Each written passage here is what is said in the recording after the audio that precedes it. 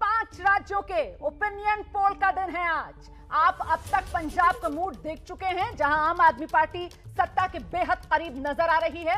हालांकि बहुमत साफ तौर पर किसी को मिलता नजर नहीं आ रहा, लेकिन आम आदमी पार्टी कांग्रेस को पछाड़कर पंजाब के अंदर सबसे बड़ा दल, सत्ता से कांग्रेस को बेदखल करती हुई नजर आ रही है आम आदमी पार्टी। और बीजेपी पंजाब में कोई कमाल कर नहीं पा रही। अब बारी दूसरे राज्य की, उत्तराखंड का रुख करेंगे हम। पिछली बार डबल इंजन का नारा देकर प्रधानमंत्री नरेंद्र मोदी ने उत्तराखंड के लोगों से सत्ता की मांग की थी, लेकिन इस बार उत्तराखंड का मूड क्या है?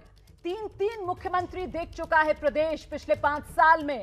हमारे साथ आज इस ओपिनियन पोल में उत्तराखंड के मुद्दे पर चर्चा करने के लिए पत्रकारों का पैनल जो मौजूद है, आप देख सकते हैं। वरिष्ठ पत्रकार दिबांग हमारे साथ मौजूद हैं, सीएसडीएस के प्रोफेसर अभय दुबे हमारे साथ जुड़ चुके हैं, वरिष्ठ पत्रकार मुंबई जनसत्ता के पूर्व संपादक प्रदीप सिंह जी इस वक्त हमारे साथ मौजूद हैं, मेरे वरिष्ठ सहयोगी विजय विद्रोही हमारे साथ हैं, और साथ ही देहरादून से हमारी सहयोगी निधि श्री झा भी मौजूद है। लेकिन सबसे पहले आपको लेकर चलेंगे एबीपी न्यूज के इलेक्शन डेटा सेंटर। शोभना हमारे साथ मौजूद है, तैयार है आंकड़ों के साथ। शोभना।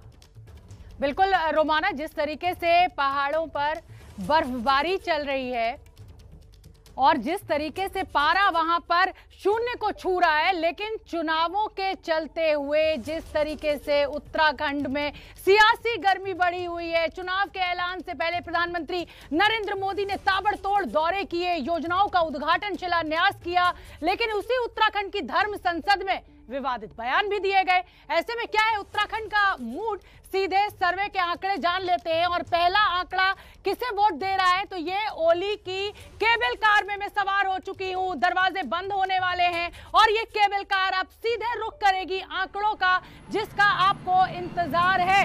तो आंकड़े, बीजेपी को क्या वोट परसेंटेज, कांग्रेस को क्या वोट परसेंटेज, आम आदमी पार्टी को क्या? बीजेपी को 39% वोट परसेंटेज, कांग्रेस दूसरे स्थान पर 37% के साथ, आम आदमी पार्टी 13% के साथ और 11% मिल रहा है अन्य को। हम आपको बता दें कि बीजेपी के इस वोट परसेंटेज में गिरावट देखने को मिल रही है, इसलिए क्योंकि पिछली बार 2017 में 46.5% वोट परसेंटेज था बीजेपी का, कांग्रेस का 33% वोट परसेंटेज था। और ये जो गिरावट बीजेपी और कांग्रेस के वोट परसेंटेज में दिख रही है, क्या इसका सीधा फायदा आम आदमी पार्टी को मिल रहा है? Over to you Romana. महत्वपूर्ण यह हो जाता है कि क्या धामी धरती बचाते हुए नजर आ रहे हैं बीजेपी की, क्योंकि अगर वोट परसेंटेज की बात की जाए तो वोट परसेंटेज के आंकड़े में बीजेपी आगे 39% वोट परसेंटेज के साथ सबसे बड़े दल के तौर पर बीजेपी क्या उभर सकती है राज्य में? इसी पर जरा जल्दी से एक रिएक्शन लेते हैं। दिबांग, क्या लग रहा है आपको, यही आंकड़ा सीटों में इसी तरीके से तब्दील हो सकता है? बीजेपी वापसी कर सकती है क्या? जी हाँ, ये आंकड़ा जरूर सीटों में परिवर्तित होगा। देखिए, अगर आप उत्तराखंड की हालत देखें तो जिस तरह से चाहे वो कांग्रेस पार्टी हो या बीजेपी हो, उनकी जो अंदरूनी सरकुटंबल है, ये एक उनको बहुत परेशानी खड़ा करती है। हरीश रावत पुराने नेता हैं, ऐसे नेता हैं जो बार बार कहते हैं कि विश्राम का समय भी है और चुनाव भी लड़ना चाहते हैं, दोनों बातें उनके साथ। वही हम देख रहे हैं कि बीजेपी में भी कई नेता हैं, उनके मंत्री जो इस्तीफा देने पर तैयार हैं। तो ये एक आपसी अंदरूनी जो झगड़ा है इन दोनों पार्टियों में, उसका बड़ा असर है। बड़ी बात कह रहे हैं सर आप। मुझे लगता है अभय जी को आना चाहिए यहाँ पर। अभय जी, लीड यहाँ पर भले ही बीजेपी की, लेकिन कवर अप कांग्रेस भी करती हुई नजर आ रही। देखिए, कांग्रेस तो बहुत करारी टक्कर दे रही है भारतीय जनता पार्टी को। मुझे तो उम्मीद थी कि शायद और भी ज्यादा बड़ी टक्कर देगी, क्योंकि भारतीय जनता पार्टी ने पिछले 5 साल में अपने अंदरूनी मामलों को ठीक से नहीं निपटाया है। 3 बार उन्होंने मुख्यमंत्री बदला, उनके पिछले 2 मुख्यमंत्री तो बहुत हास्यास्पद किस्म के साबित हुए। तो उत्तराखंड में भाजपा की बुरी स्थिति है सांगठनिक रूप से।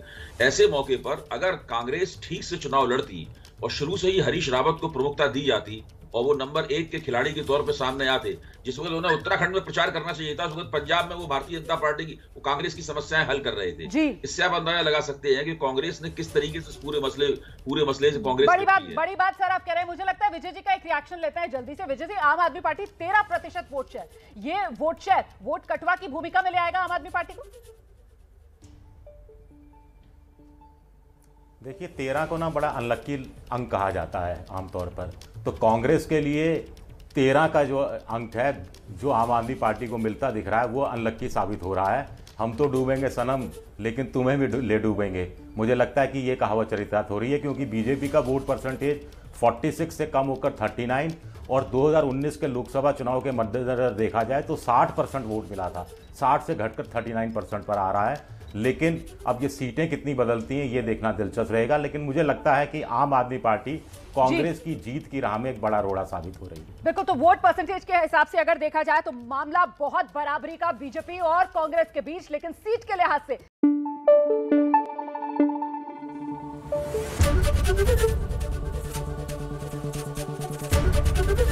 एबीपी न्यूज आपको रखे आगे।